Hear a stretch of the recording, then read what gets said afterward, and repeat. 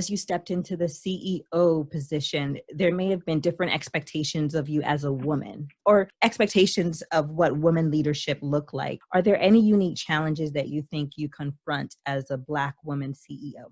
I think so, in terms of when people see me, what do they expect that my background is? What do they expect that as a woman, is she going to be really 100% into this job, or is she going to be thinking about her kids all the time and want to be running off to her kids' baseball game? It's so weird. As a Black woman, I think people found it hard to relate to me. So I sometimes think that I have African-American colleagues, and there will be people who will, men in particular, they'll talk to them about sports.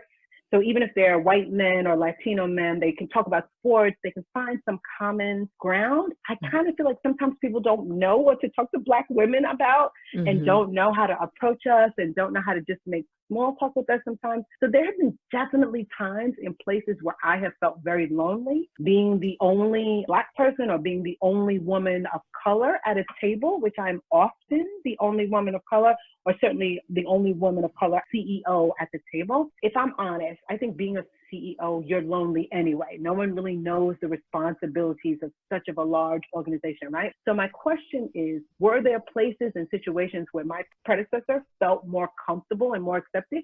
I gotta say, I think yes. I'm not sure why that might be. And I'm also sure that there's probably places where he experienced racism.